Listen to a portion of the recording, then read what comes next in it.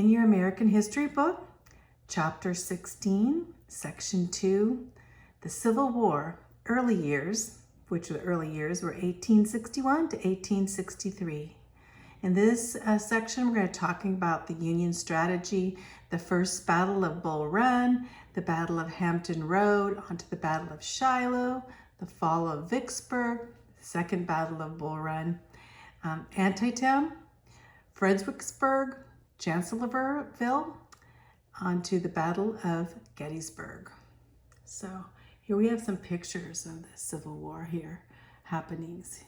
So very sad because it was brothers fighting against brothers, and so to say, Americans fighting against Americans. That's what the Civil War was about. So let's begin. The Union strategy. Remember, we already had the first shots at Fort Sumter, which began the war. And now the Union, which is the North, their strategy would be fought in two theaters. What does that mean? Two sections. So we'll see the section from the west. This would be the western area here. And then we have the Appalachian Mountain, which divides the western from the eastern, and we'll have the eastern section. She'll see what the Union strategy is because the mountains separate here. So we have the western, there's going to be fighting in the west, and there's going to be fighting in the east on this section. And we can see up here Virginia and Richmond up to Washington, D.C. And the fighting got very close to Washington, D.C. This is the North, or the Union, and this is the South, called the Confederacy. And it would be divided into the East and the West fighting. The strategy in the East, in this section over here, would be to capture Richmond, Virginia, because Richmond, Virginia was the capital of the Confederacy. So we have Richmond up here. So basically, the strategy was needed to capture this area. The strategy in the West would be to take control of the Mississippi area, because basically the Mississippi is where they would be able to receive foreign aid and supplies and step up the Mississippi River. So basically the Northern strategy or the Union strategy would be to take over this Mississippi area. And also with the Mississippi River, they would also capture the Tennessee River Valley of Tennessee here too. And then they'd march on through Georgia and to the coast and up South Carolina, which they did. So you see here, we have the capture here of the Mississippi, gone to Tennessee area. So this is what would happen, Tennessee area, and then there'd be a march that goes from Tennessee here, from this area, through Georgia, and then on up from South Carolina to North Carolina. So this would be the Union strategy. The naval blockade would be of the entire southern coastline to prevent supplies from coming from Europe. So basically here's the Union blockade of the southern coastline, Union blockade. So the Union would come in with their navy, with the Northern Navy, and blockade this area so that they could not get supplies in either of these areas, whether it would be South Carolina or Louisiana, Alabama, Georgia, Texas, this whole area, Florida. They would blockade this. So that was the strategy of the North. And fought in two theaters, you know, the East, we'll be talking about the East, we'll be talking about the West. And then we'll talk about the naval part, the blockade, mainly the naval blockade, okay? The first battle, well, of course, we have the Fort Sumter, what happened at Fort Sumter in South Carolina, but now we'd have the first battle, and it's called the First Battle of Bull Run because there will be two different battles of Bull Run. Bull Run was very important, this area. It's also, it was called Manassas Junction.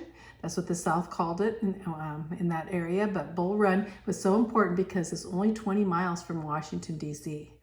And so they really would have to protect Washington because, of course, the South would come in. Here we see the Confederates coming in, trying to get into Washington, and ended up fighting here at Bull Run. So you can see Richmond is the capital of the Confederacy now, and Washington, D.C., the capital of the Union, United States of America. And the fighting would be in between here in this area of Bull Run. Another name for Bull Run, Manassas Junction, just so you know when they're talking about Manassas Junction. Well, this was the summer of 1861. So we're talking 1861 in one of the first battles.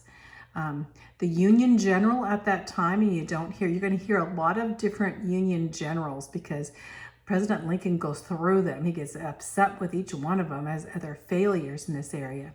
But the Union general, the first general was Irvin McDowell. And he lived 1818 to 1885, Irwin McDowell. And he was to lead an attack against General Beauregard. So whenever you think of bow, like a southern bow, I always think of General Beauregard. He was from the South, a Confederate. And they would meet at Manassas Junction, which is Bull Run here. This was a rail center in Virginia too. There was a railroad here, so it was an important center in Bull Run there at Manassas Junction. And it was only, like I said, only 20 miles south of Washington, D.C. And on the banks of Bull Run Creek. That's why they called it Bull Run, because it was on Bull Run Creek. And now it looked like the Confederate would be quickly subdued. Basically, President Abraham Lincoln just thought, okay, we'll go in here. There's going to be this battle and everything. We're going to take over the South, and this would be the end of the war. But little did he know it would go on for 4 more years. But the Union just thought, oh, the South has nothing. They're not going to be able to uphold our army or anything, So they had basically, overlooked what was especially the military leadership of Robert E. Lee and some of the other military leaders in the South. They thought this would be a quick battle, but just in time, reinforcements would come to the Confederates. So here we have the first Battle of Bull Run here. There were even sightseers and picnickers that decided to have a picnic and watch the battle like it was like a movie theater or something crazy. They didn't have movies back then, but they all sat around thinking this would be quick. Thomas J. Jackson, you need to know because his name is Stonewall. They called him Stonewall because he stood firm in the battle. He came in at the last minute at this point, and so the South nicknamed him Stonewall. Stonewall Jackson right here. And he was second in command of the Confederate Army. Robert E. Lee was the first in command, and his right-hand man was Stonewall Jackson, especially at the Battle of Bull Run. So the Confederates forced the Union into retreat, and the Union Army got tangled up with the sightseer, or basically getting tangled up there. And it was called the First Battle of Bull Run, showed that this was not going to be a short war at all. The South wins the First Battle of Bull Run. So just think, the first battle was the First Battle of Bull Run, and the South won, and it was very close to Washington, D.C. General Joseph E. Johnston, he came to the aid of Beauregard. Remember, Beauregard is this Confederate general attacking, and they thought that he was a goner, right? But in comes aid from another general, General Joseph E. Johnston, and then General Thomas Jackson arrived bringing even more reinforcements. So you have twice the reinforcements brought in by the Confederates. And Stonewall Jackson and his men would not give up. They were like a stone wall, right? And as the other generals looked on, both the North and the South, saying, look, there's Jackson with his Virginias, standing like a stone wall. Stonewall Jackson. Jackson's name would remain Stonewall Jackson. Even if you think about it, look it up in encyclopedias, his name would be Stonewall instead of Thomas. You look at Thomas, you think, oh, Thomas Jackson, who's that? Oh, Stonewall Jackson. Anyway, the Union troops, the North had to retreat, and the South had won the First Battle of Bull Run at Manassas Junction, Bull Run. And it was evident that the North was not prepared for this war at all. And so Lincoln had called 500,000 troops in for 3 years of service. But, calling them in volunteers, he just thought it'd be very quick, and he would end up having to do a draft, in fact, as time went on, as many soldiers, both North and the South, would end up dying in this war. So the rebel troops defeated the Union forces and they won this first battle. And it proved that both armies needed a lot of training, especially the North, in this situation. But here we have just picnickers came in and said, okay, let's see what happens here in the North. They were watching and thinking it's, like entertainment or something. General McClellan was in command of the North then. See, Lincoln thought he needed a stronger military leader than McDowell, right? So he said this defeat was very close to Washington, D.C. That's where Lincoln was. And he did not want the Confederates to come and take over our capital, right? And so we have General McDowell being replaced by General George B. McClellan. And McClellan was very trained, and he was a very, trained military leader. And he could turn these raw recruits into fighting, they said, we need a strong leader. And so Lincoln here, he picks McClellan. Here's McClellan and his wife there. But we'll find out McClellan is going to have his problems. Okay, a little break here from that part, and we're going to go on to see what happens in the east. But now we're going to go to the coast areas, and on through the coast. When I say the naval blockade, remember I showed you on the map the naval blockade, and Admiral David Farragut was the head of the Navy, and the Navy would block the Confederate coast. But they didn't really start blocking it until the summer of 1861, which wasn't right away. And as the war progressed, this became very important because Admiral Farragut of the United States Navy would think, okay, they could get supplies from Europe. If the South could not get supplies, they were most likely to lose the war. So Admiral Farragut had a very important part as being in charge of the United States Navy. And so in August 1864, he captured Alabama's Mobile Bay, taking the Confederate vessels. But this is in 1864. We're talking about 3 years later. So in the midst of all this, we have the blockade going on for that many years. The Battle of Hampton Roads, that was the first naval battle between ironclad ships. Remember, the North had all these ships now that were designed for battle, and the South had none. And so the South had to capture Northern ships and take them in order to have ships to fight with. And so we have the Confederates capturing capturing at Norfolk. They captured one of the sunken Union vessels called the Merrimack, right? And so the vessel was sunk. They ended up taking that sunken vessel and converting it into this massive ironclad vessel equipped with guns. So now they had an ironclad warship. The South had one too. And it renamed this Merrimack, was the northern name, and they changed the name to the Confederate CSS Virginia. And they wanted to use this to break the Union blockade and so that they could actually get supplies in, but to have this ironclad war against now the North and the South, because the South would have a vessel that they confiscated. And they call this battle, it was near Hampton Roads, Virginia, so they call it the Battle of Hampton Roads. Here's out in the Virginia Bay here, Virginia that they fought. And the Virginia ship was met by the USS Monitor, those two ironclad ships with revolving guns. This was like one of the first, as for warship battles in the United States between the North and the South especially. But the Confederates failed to lift the Union blockade. Of course, the Union had more ironclad ships.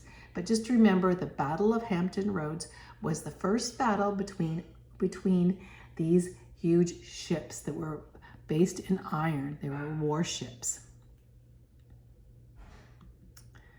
The war in the West now. Remember, we kind of focused on the East with the first Battle of Bull Run, But now in the meantime, the war is going on in the west on the other side of the Appalachian Mountains.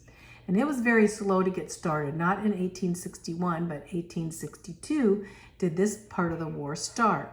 And it was under Major General Henry W. Halleck. Here's a picture of him.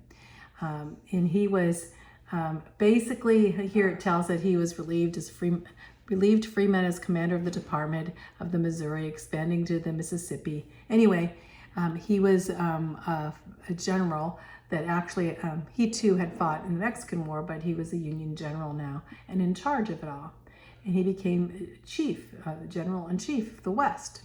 But we don't even remember his name hardly at all, do we, General Halleck?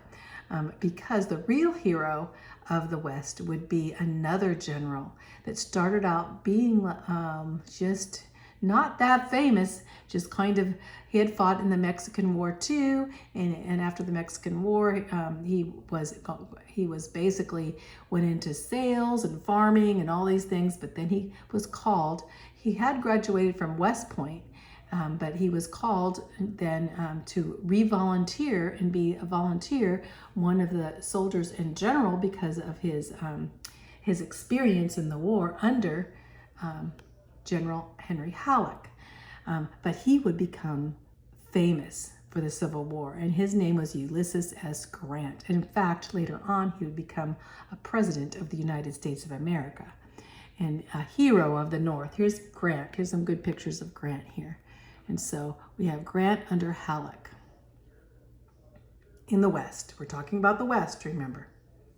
On the other side of the Appalachians, so we're going to be talking about the area of Tennessee, down towards New Orleans and that whole area of the West now. There would be fighting. Taking Tennessee. So, and General Grant would be now in charge of taking Tennessee. Here's kind of a picture of Tennessee blockade here. This would be a blockade of Fort Donelson. There's two different forts in Tennessee against Fort Henry and Fort Donelson. This is Fort Donelson. We'll see down here as Fort Henry goes in here. In the midst of there is the Kentucky-Tennessee River. It looks like the coast, but it's not the coast. But we'll see some blockade of naval ships coming up this area too. Fort Henry, Fort Donelson. You'll see all this fighting going on here. So, but taking Tennessee was important. So the support of the fleet of gunboats under Commodore Andrew Foote would come up this area as he would come up the river, and Fort Henry would fall quickly. So here we have, we have here coming down in this area, the blue being the Union and the red being the Confederates, but you would have this fort being taken right away to Tennessee. And General Grant surrounded the fort to Fort Donelson, the other Fort Donelson. In the midst of all this, Fort Donelson's over here. You have Grant here. You see how Grant surrounding this whole fort. He would surround the fort and starve them out, or siege them, put siege on them, so they could not get supplies. He would say, well, he will starve them out. And Grant's famous reply that he would be known for throughout history, he'd say, there's no terms, expect only an unconditional and immediate surrender. We're going to give you no terms, only unconditional surrender. That's our terms. You need to surrender. So basically, Grant's reply he would be called later on Unconditional Surrender Grant. And Lincoln would put a lot of faith in Grant because he knew that Grant he would be unconditionally, so he would fight to the end, actually. So you'll find later on, President Lincoln would be taking Grant and putting him in charge of the whole kit and caboodle of the whole Union Army. So here we have Grant. We have Fort Donelson, him taking that, and Fort Henry being taken in Tennessee. And they actually, at this time, Fort Donelson, there was 40 cannons that they took over the Confederate cannons. So that they lost their cannons. The Confederates, the South, lost their cannons to Grant. He took them over. Then on to the Battle of Shiloh. And this is where it gets pretty bloody. Shiloh means peace, but it was not a peaceful battle. A lot of soldiers, both from the north and south, died in this battle. Grant moved his troops to Corinth, Mississippi, and it was a big rail center. And it was at Shiloh. Battle of Shiloh happened in April of 1862. Grant's troops were surprised. They were attacked by Confederate troops. So the Confederate troops went in and surprise attacked under General Albert S. Johnston was the Confederate general. And so Johnston attacks Grant. And it was a 2-day battle, and Johnston was mortally wounded. That means Johnston got killed. Johnston died. Also, 3,500 soldiers were killed and 20,000 were wounded in this bloody war of Shiloh. And it ended in May. It started in April, ended in May. That's a long battle, right? And the Union forces end up taking over Western Tennessee, but a lot of lives, a lot of soldiers were lost in the midst. You can see here, the battle here as it's going on here at the Tennessee, this whole thing. You kind of see the battle of the, going on, a different battle, but we call this whole as the Battle of Shiloh.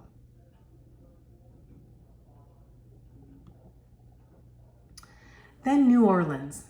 Well, New Orleans, I had to put a picture in here because you see down here, this is where New Orleans did. Of course, they wanted to take over this area. The North had a blockade of this area. They wanted to take over New Orleans to make sure that they would not get supplies. And there was a lot of supplies in New Orleans. In fact, a lot of gold and silver and a lot of possessions and cotton bales and everything were stored in New Orleans. So they wanted to really take New Orleans. And the reason they wanted to do this is because of the Mississippi River. They wanted to the North wanted to control the whole Mississippi River, which the Confederates had control of, right? And so you'll see Vicksburg is right above. So Vicksburg is going to be a stronghold. Vicksburg would be a part to get a hold of it, because it would be hard to get a hold of it because it was like a fortress. But the rest of the Mississippi was pretty easy, especially New Orleans. As you go up here, and you can see the Union coming in this area, and then you'll go on to the north and see these battles. But we're going to focus on this area right now. So the same time Grant was fighting at Shiloh, the Union forces wanted to control the Mississippi River. And so there was a 5-week siege. That means that they wouldn't let anyone in and out, and they were just trying to starve them out. And they captured what was called Island Number 10. And that was right off the coast down here, Island Number 10 of New Orleans. And so basically they captured the Island Number 10 and they cut off the north end of it. And Admiral Farragut, remember he's of the Navy forces, and he made his way past the Confederates to New Orleans, and Farragut is taking over New Orleans. What happened in New Orleans was crazy, as the city was in total panic. So the citizens, they just started destroying anything they had of value because they didn't want it to be taken away to the north. So they destroyed thousands and thousands of bales of cotton and destroyed anything that was valuable. And they actually even burned their own houses down in the midst of this. So you'll see the burning of New Orleans, you'll see what's going on here and what's taken, but the citizens were just basically thinking, we got to get rid of anything that's valuable. So they did. The Confederates lost control of the Mississippi then at this point, and so it was a Union victory. In June, the Union forces then captured Memphis, Tennessee, and they controlled all the Mississippi River, actually, except for Vicksburg here. The Vicksburg was a Confederate fortress. In fact, as I said before, Vicksburg, Mississippi, that whole port, they needed food and supplies, but they were a fortress and they needed ammunition, and they all kind of situated. It was like a hill, a fort. Ammunitions were coming from Mexico at this time, and Vicksburg, being this natural fortress on these high bluffs above the river, was protected by the woods and the swamp to the north. So it was a very good fortress against anyone attacking it, right? So during this time, Ulysses S. Grant was a general, and he made little progress. In fact, people said that President Lincoln needed to replace Grant. But Lincoln refuses and says, I can't replace Grant. I can't spare the man. He fights, you know? So he stood up for Grant. But in the spring of 1863, Grant devised a new campaign to attack Vicksburg. So he's trying to go in and attack Vicksburg. He's trying to siege him out, and it's not working. So his new attack would work. The fall of Vicksburg was General Grant's famous battle. So Grant split his troops into two different groups. One was an attack from the north, and the other, Grant crossed over another part of the river towards Jackson, Mississippi, towards Vicksburg. So Grant won several victories, one at Jackson. He took over Jackson, Mississippi, and he drove down to Vicksburg into the city. He put forth took 6 weeks long. You know, that's, you know, over a month and a half. And he was starving them with constant shelling them, constantly bombing them, shelling them to reduce their whole city to rubble. So the whole time Vicksburg's trying to hold out their fort, but they're being in constant battle with Grant's forces for 6 weeks. Can you imagine? Then in July 1863, the Confederates surrendered Vicksburg and 29,000 soldiers. They surrendered into the hands of Ulysses S. Grant into the north. So the South, the Confederate soldiers surrendered Vicksburg, which was a great loss for them. And at Vicksburg, the North confiscated large amounts of ammunition and guns there, and Grant was given military fame in the North. Everyone cheered, including President Lincoln. He would want to put Grant now in charge of everything after this great, famous victory of Vicksburg. And so Grant came and he claimed Port Hudson, Louisiana, and the entire Mississippi now belonged to the fame of Grant. And they now all were taken over in that area by the Union Army, the North. So great loss for the Confederacy. So we're going to stop there, and because I'm going to go on to the war in the Eastern. So what's going on in the East? That was the West. Remember we had the Bull Run first. The first war of Bull Run there was basically lost. And so what's going to happen in the East now? And it's not going to go like a great success like Grant did. We're going to find Abraham Lincoln is going to be very dissatisfied with all of his generals in the East, as they're all trying to protect Washington, D.C., and as the Confederates keep coming in, and as the plan was to attack Richmond, Virginia, which is the capital of the Confederacy, and how basically General Robert E. Lee, a military genius, would actually again and again overcome the Union Army in many ways. So let's do that. We'll go over that in the next video.